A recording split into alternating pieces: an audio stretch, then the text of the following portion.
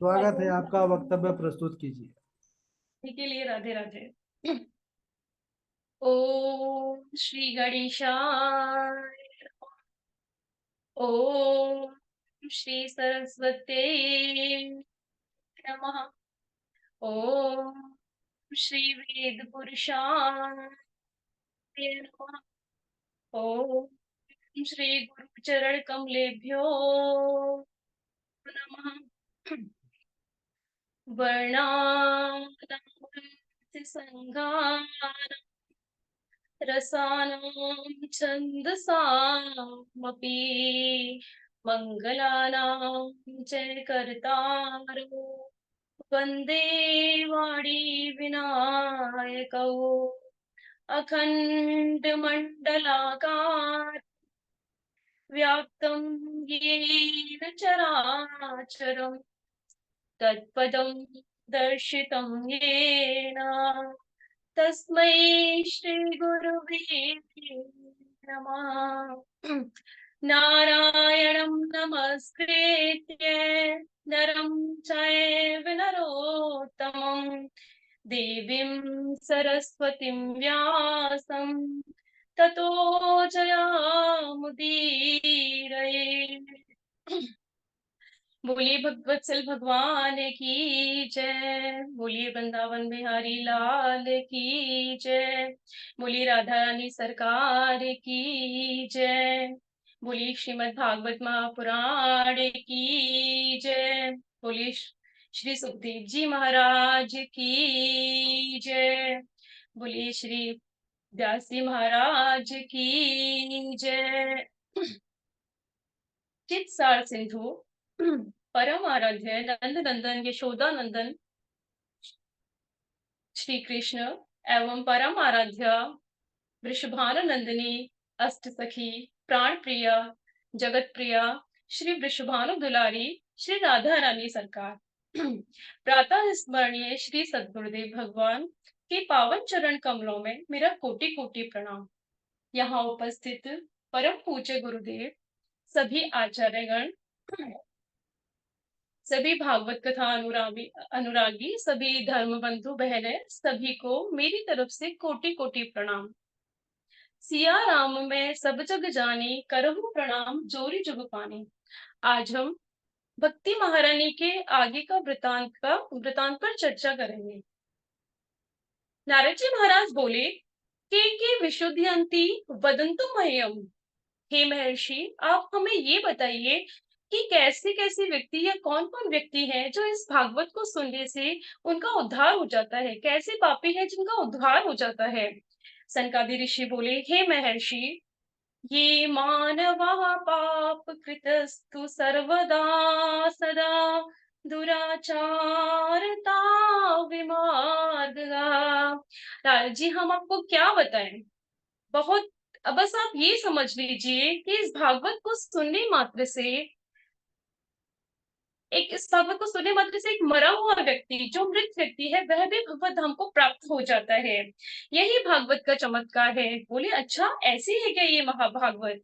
हाँ, अगर आपके पास कोई ऐसा प्रमाण है कि मरने के बाद भी कोई भगवत धाम को गया हो, तो आप प्लीज कृपया करके मुझे बताइए। सनकादि ऋषि बोले, हाँ हाँ, बिल्कुल बिल्कुल गया है।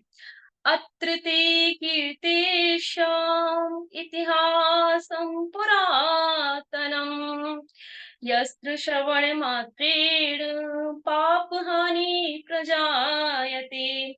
तुंगभद्रा नदी के तट पर एक अनुपम नाम का नगर है। उसमें एक ब्राह्मण देव रहते हैं। ब्राह्मण देव का नाम आत्मदेव जी है। तुंगभद्रा तटे पूर्वम भूत पत्तनम उत्तमम। ये द्वितीय है भास्करा, लेकिन वे स्वयं दूसरे सूर्य के समान है। बुद्धिमान है, बहुत तेजस्वी है, धनवान है, लेकिन भिक्षावृत्ति से अपना जीवन यापन करते हैं। महाराज, उनकी पत्नी है, नाम है धुंधली। धुंधुम अज्ञानम कलहम याति या सा धुंधली। दोनों का स्वभाव बिल्कुल अलग है। धुंधली लोकवार्ता क्रूरा, लोकवार्ता में रत रहती है हमेशा। प्रायशः बहु जल्पिका, लेकिन बहुत ज्यादा बकबक करती है, बहुत ज्यादा बातें करती है। सुराजा गृह कृत्येषु, घर के कार्यों में बड़ी ही निपुण है, चट में ही सारे घर के कार्यों को कर देती है। कृपणा कलह प्रिया, लेकिन कलह प्रिया है, झगड़ा करने वाली है और कंजूस है। सब कुछ ठीक ठाक है, लेकिन आत्मदीप्ति के घर में बस एक ही चीज की कमी है कि उनकी कोई संतान नहीं है। तो महाराज बड़े दुखी रहते थे, क्या करें क्या ना करें। एक बार इसी दुख के कारण वो वन की ओर चले गए, ये सोचकर कि इस जीवन का क्या लाभ है, अगर पुत्र नहीं है तो मैं क्या करूंगा। तो यह सोचकर वे वन की ओर चले गए अपने प्राणों को त्यागने के लिए, और सोच रहे थे कि पुत्र नहीं है, कुलवंश आगे कैसे बढ़ेगा, कैसे जीवन निकलेगा। पुत्र होगा तो मेरा श्राद्ध, मतलब हमारा जो पुत्र धर्म है वह भी निभा देगा। इतना सोच ही रहे थे कि एक महात्मा वहां से गुजरे। महात्मा ने बोला कि हे ब्राह्मण देव, क्यों दुखी हो, क्यों विलाप कर रहे हो, क्या कारण है आपके विलाप का। बोले महाराज, सब कुछ है, भगवान का दिया हुआ सब कुछ है, लेकिन कोई संतान नहीं है। महात्मा जी बोले संतान नहीं है, ठाकुर जी हैं सबके, पिता मानो, भाई मानो, पुत्र मानो, उन्हीं से रिश्ता बनाओ, सबके ठाकुर जी हैं। संन्यास है सर्वदा सुखम, संन्यास ग्रहण करो, संन्यास में सभी प्रकार के सुख विद्यमान है। बोलिए महाराज, आपकी सारी बातें ठीक है, आप जो कह रहे हैं वो सब कुछ ठीक है, लेकिन आपकी ये ज्ञान की बातें मुझे समझ नहीं आ रही, क्योंकि जब तक पुत्र नहीं होगा तब तक मुझे ये ज्ञान की बातें समझ ही नहीं आएंगी। गृहस्थाः सरसो लोके पुत्र पौत्रादि समन्विताः, पुत्र और पौत्रों से समन्वित जो गृहस्थ धर्म है वही श्रेष्ठ है। संत ने कहा, बेटा, ये जो तुम्हारी ललाट की रेखाएं है ना, मैं अच्छे से पढ़ सकता हूँ। तुम्हारे 7 जन्म तक कोई भी पुत्र नहीं है। सप्त जन्माब्धि तब पुत्र न एपचा न एपचा। आत्मदेव ब्राह्मण बोले, महाराज 7 जन्म, अगर इस जन्म में भी कोई बालक नहीं हुआ तो ये रही नदी, मैं अभी अपने प्राणों का त्याग कर देता हूँ। संत दया बिनु संत कसाई, दया करी तो आफत आई। कहते हैं ना कि संत हृदय नवनीत समाना, दया आ गई महात्मा जी को। एक फल महात्मा जी ने दिया आत्मदेव जी के लिए कि ये ले जाओ पुत्र, और अपनी पत्नी को खिला देना, और जो मैं नियम बता रहा हूँ उसका यथाधर्म पालन करना, तो तुम्हारे एक सुयोग्य और बहुत बुद्धिमान पुत्र प्राप्त होगा तुम्हें। आत्मदेव जी घर आ गए, फल पत्नी को दे दिया, लेकिन कहते हैं ना कि जो भाग्य में नहीं होता उसे प्राप्त करने की मनुष्य जब जबरन कोशिश करता है तो उसकी भी हालत वही हो जाती है जो आत्मदेव जी की हुई।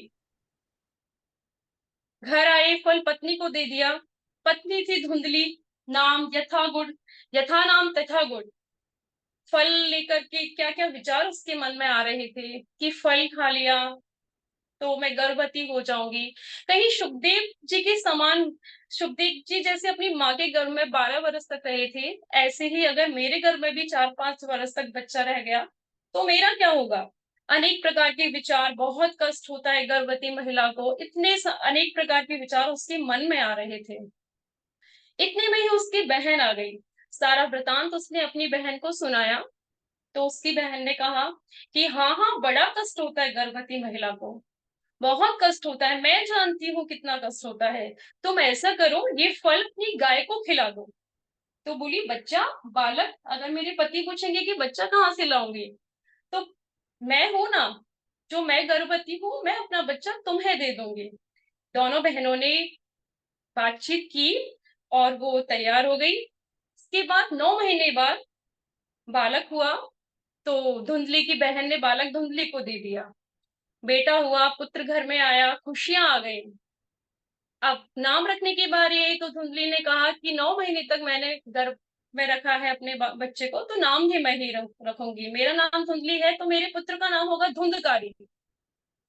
धुंधुम कलहम करोति, धुंधुम कलहम कलेश करोति, कास्यति सा सा धुंधकारी। जो स्वयं भी कलेश करता है और दूसरों से भी कलेश कराता है, वह धुंधकारी। अब महाराज, जिस गाय को फल खिलाया था उस गाय ने भी 3 महीने बाद एक बच्चे को जन्म दिया, जिसके कान गाय के समान थे। तो उसका नाम रखा गया गोकर्ण। श्री गोकर्ण जी महाराज गाय के गर्भ से पैदा हुए।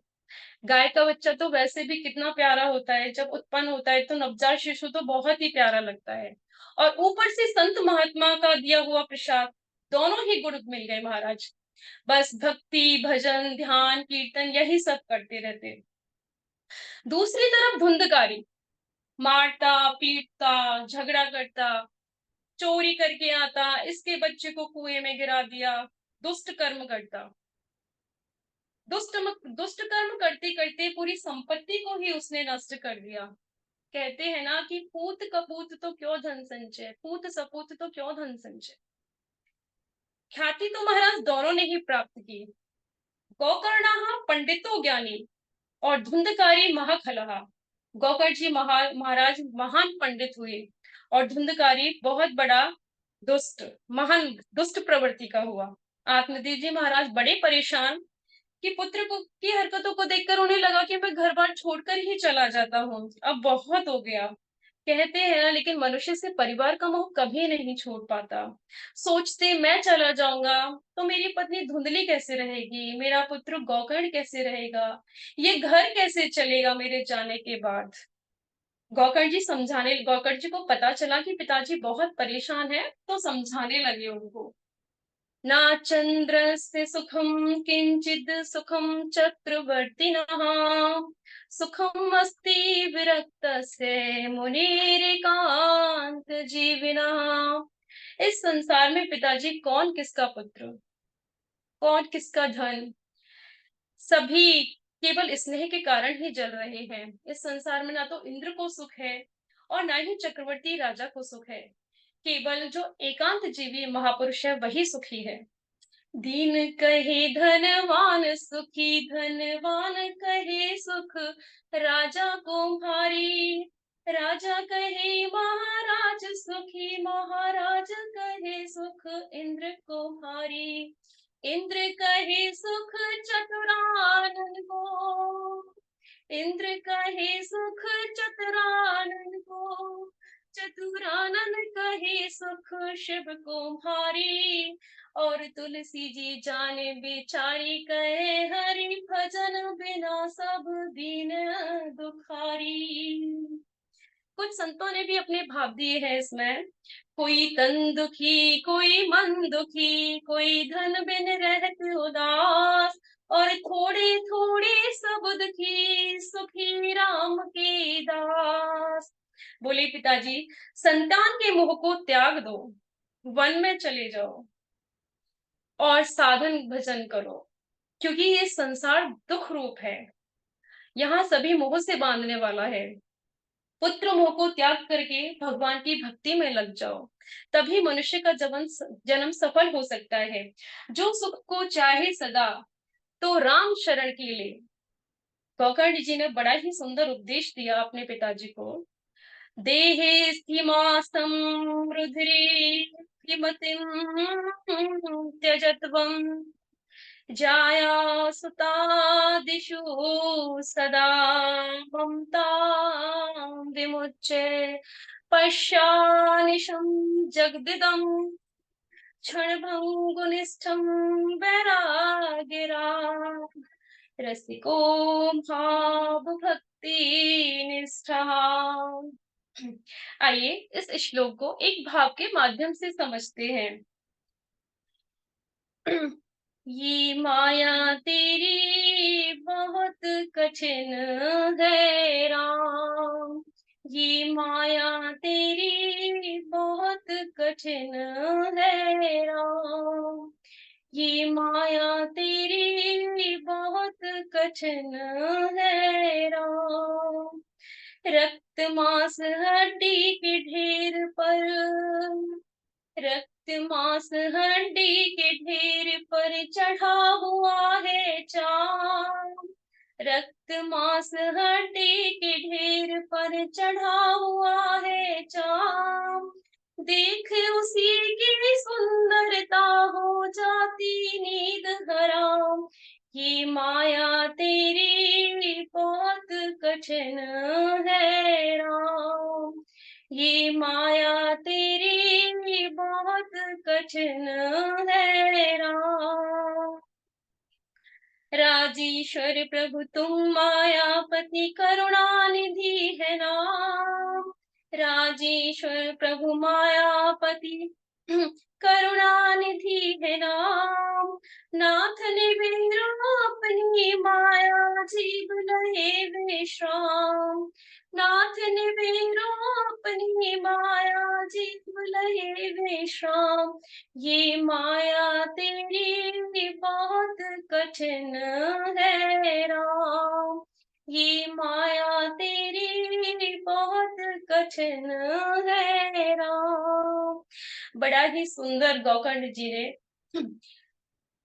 ज्ञान दिया कि गोकर्ण जी का जो ज्ञान है ये एक श्लोकी भागवत कहलाता है। बोले पिताजी, ये शरीर तो अस्थि मांस और रुधिर का पिंड है, आप इसे अपना मान रहे हो, क्यों व्यर्थ की चिंता करते हो। इस चिंता को त्याग दो कि मैं चला जाऊंगा तो क्या होगा। सब कुछ करने वाले ठाकुर जी हैं, सब कुछ कराने वाले ठाकुर जी हैं, और हम हैं कि मैं का बोझा ढोए फिरते हैं। देहिस्ति मासम रुधिरे भी मतिन। हे पिताजी, ये जो देह का मोह है इसे त्याग दीजिए।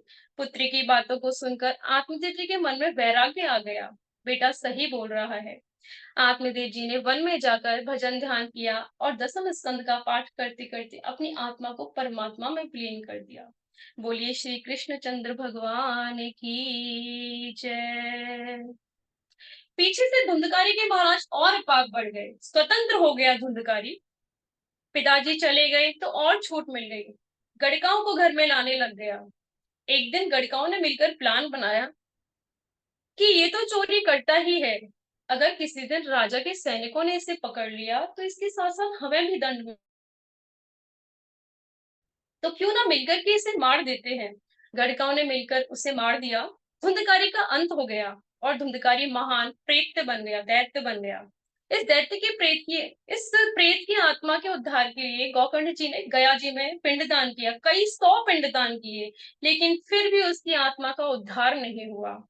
एक बार गोकर्ण जी महाराज घूमते घूमते अपने ही नगर में आ गए और छिपते छिपाते अपने घर में खाट पर विश्राम कर रहे थे।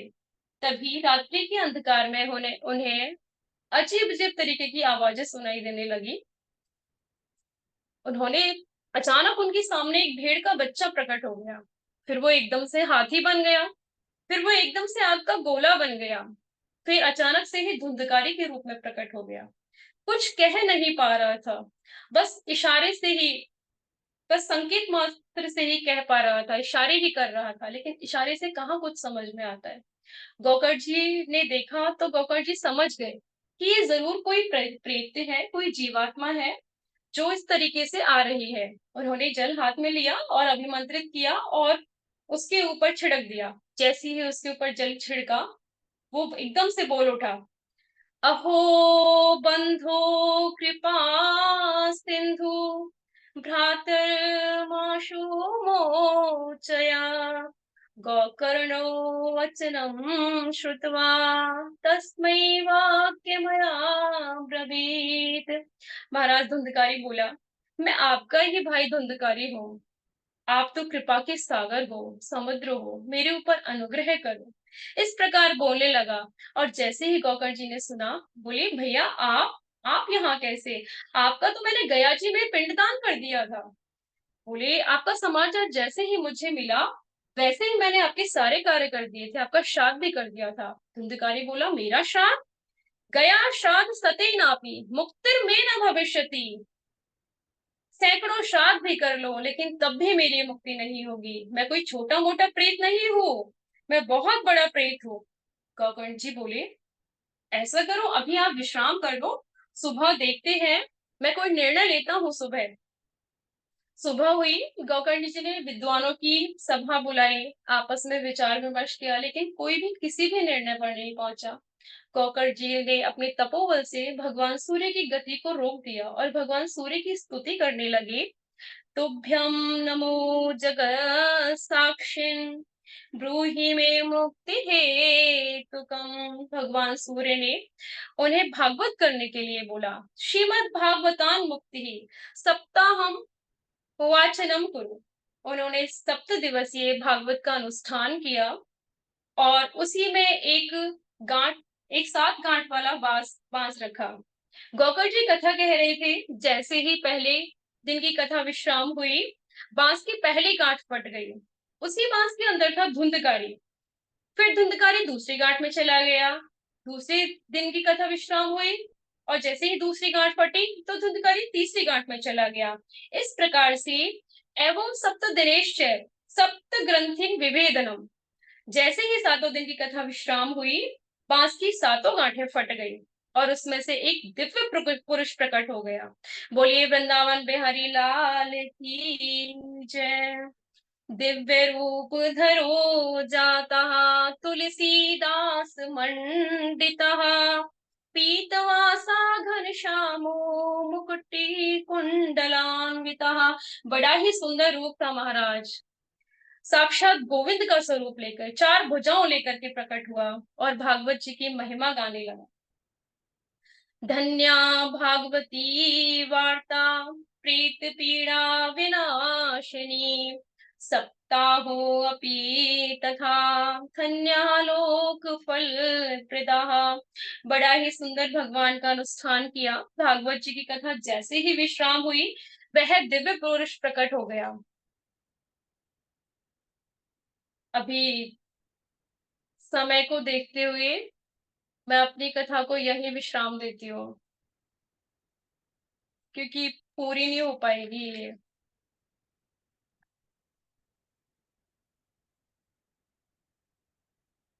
गुरुजी सुन रहे हैं क्या?